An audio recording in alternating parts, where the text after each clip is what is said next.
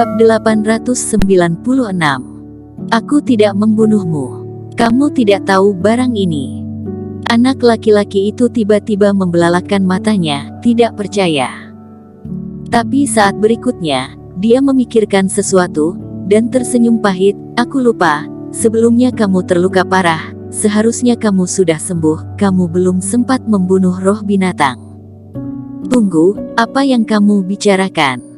Apa itu roh binatang?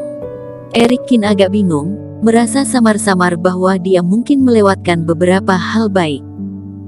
100 pejuang kebanggaan kita yang terbaik, keuntungan terbesar datang ke tempat pelatihan ini adalah kita bisa mendapatkan energi bintang lebih awal.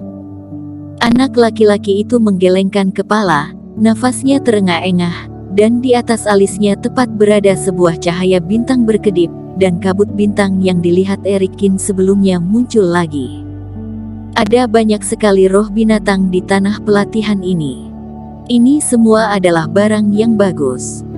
Kamu bisa mendapatkan nafas bintang dengan memburunya. Anak itu berseru. Energi bintang ini memiliki efek misterius dan sangat kuat. Dapat menyerang dan bertahan.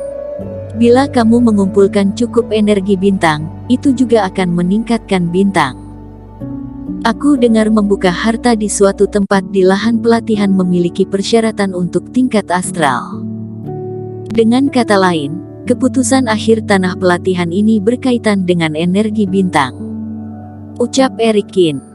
Erikin cukup terpesona oleh bintang dan kekuatan bintang. Selain itu, bocah ini hanya memiliki satu bintang, dan sedikit energi bintang tetapi dapat menghentikan panah vitalitas dari taktik busur untuk menembak matahari sebanyak 3 kali.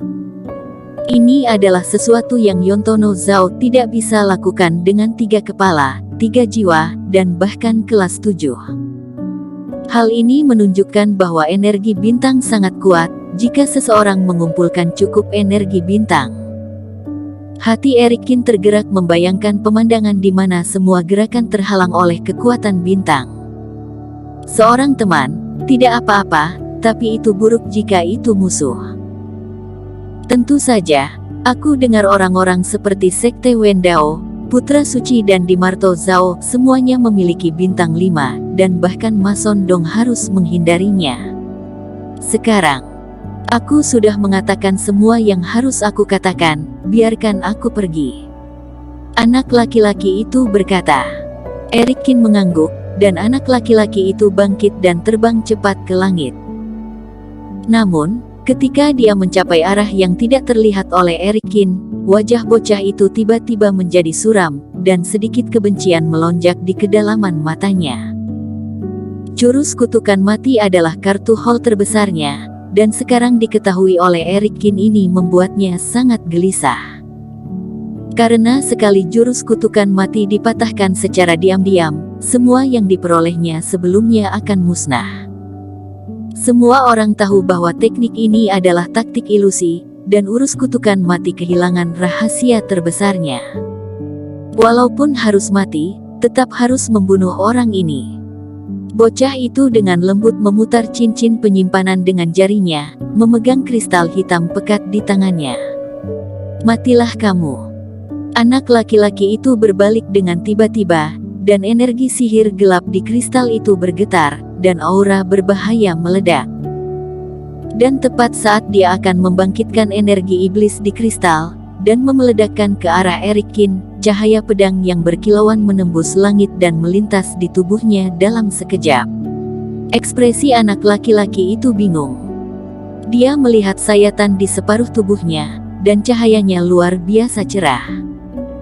Dia perlahan-lahan menyelinap dari tubuhnya dan jatuh ke dalam jurang sebelum dia tidak bisa menahan teriakannya. Dia dipotong menjadi 2 tanpa disadari. Darah mengalir deras, bocah itu menjerit lagi, dan suaranya menggema di jurang, membuat orang merasa seram mendengarnya. Dia melihat ke arah Erikin, tetapi menemukan bahwa pihak lain sama tercengang dengan dirinya. Anak laki-laki itu mengangkat kepalanya, matanya menatap jurang. Di udara, seorang wanita dengan gaun hitam mengapung, mengenakan kerudung, ekspresinya sangat dingin, dan dia perlahan menarik pedangnya. Aku mengganggu wanita ini. Sejumlah besar darah mengalir dari sudut mulut anak laki-laki itu. Dia benar-benar tidak sadarkan diri, dan perlahan jatuh ke jurang. Dia tidak tahu sampai dia meninggal, mengapa wanita berpakaian hitam itu membunuhnya. Didului olehmu. Erikin menggelengkan kepalanya dan tersenyum dan melihat ke atas. Jangan salah paham, aku tidak membantumu, aku hanya menyimpan dendam padanya. Wanita berbaju hitam itu melirik ke arah Erikin, dan meraih cincin hitam dan cincin penyimpanan anak itu. Sepertinya kamu sudah pulih. Wanita itu mengangguk sedikit.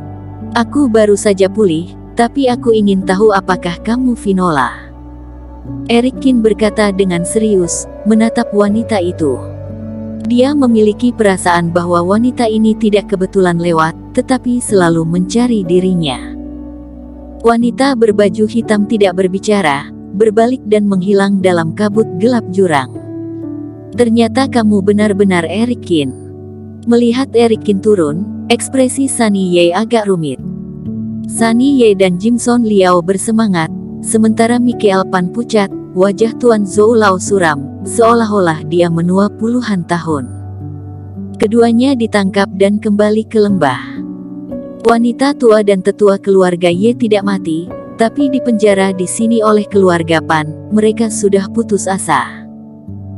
Tapi melihat beberapa orang kembali, dan Michael Pan dan Tuan Zhou malah menjadi tahanan, mereka semua kaget dan tidak tahu apa yang terjadi. Sunny Ye melepaskan keduanya dan secara singkat menceritakan tentang Erikin.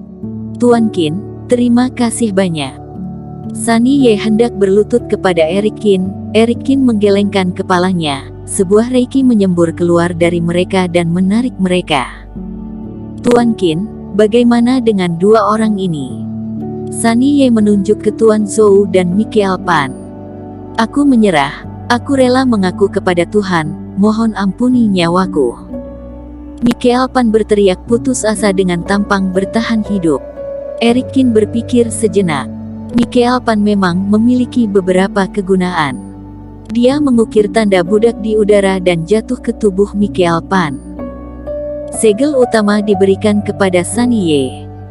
Michael Pan tampak putus asa, kepala rumah menjadi pelayan Sunny Ye, dan keluarga mereka tamat. Terima kasih Tuan Qin. Sunny Ye menghela nafas lega. Dengan tanda ini, Michael Pan setidaknya tidak dapat lagi menghancurkan keluarga Ye. Bagaimana dengan dia? Jimson Liao menunjuk Tuan Zhou dengan getir berkata, Sunny, bajingan tua ini benar-benar tidak tahu berterima kasih. Kamu sia-sia begitu baik untuknya, lebih baik membunuhnya. Pemenang mengambil semua, denyunya tua salah perhitungan anak ini mengakibatkan semua kerugian. Kau bunuh aku. Wajah Zhou Lao pucat, tapi dia mengertakkan gigi. Kamu benar-benar salah perhitungan terlalu banyak. Erikin memandang penatua Zhou dan berkata dengan serius, jika kamu dapat memilih untuk berdiri di sisi keluarga Pan ketika keluarga Pan menyerang, kamu tidak hanya tidak akan memiliki arus listrik. Malu, tapi aku juga bisa membantumu menyembuhkan penyakit parah. Aku salah perhitungan dan kehilangan segalanya. Bunuh saja aku. Wajah Tuan Zhou pucat, tapi dia memaksakan diri untuk berkata, kamu salah perhitungan. Melihat Tuan Zhou, Erikin berkata dengan serius, jika kamu dapat untuk berdiri di sisi keluarga Pan ketika keluarga Pan menyerang, kamu tidak akan dipermalukan seperti ini, tetapi aku juga dapat membantumu untuk menyembuhkan penyakit parahmu. Tapi sudah terlambat. Tuan Zhou berkata dengan pahit. Dengan keterampilan medis Erikin, dia secara alami tahu bahwa pihak lain tidak berbohong. Mata Sunny Ye berkedip rumit, dia menarik pedang panjangnya ke depan, menunjuk ke Tuan Zhou, dan cahaya putih menyala. Zhou Lao menutup matanya dengan putus asa, lalu membukanya dengan hampa, karena Sunny Ye baru saja memotong tali di tubuhnya. Nona, kamu. Aku tidak akan membunuhmu, pergi sana. Tanpa diduga, Sunny Ye menggelengkan kepalanya. Tubuh Zhou gemetar dan ekspresinya sangat bingung. Dia telah membuat tekad untuk mati, tapi sekarang pilihan Sunny Ye membuatnya merasa bingung. Kamu mengkhianati keluarga Ye, seharusnya aku membunuhmu. Sunny Ye menghela nafas, tapi setelah membunuhmu, serpihan masa lalu memenuhi pikiranku. Kamu mengajariku metode kultivasi dan mengajariku untuk menjadi manusia, bahkan menyelamatkan hidupku dari tangan monster. Bersambung. Terima kasih telah menonton video ini sampai akhir. Jangan lupa subscribe dan nantikan kisah episode selanjutnya hanya di Novel Story. Salam.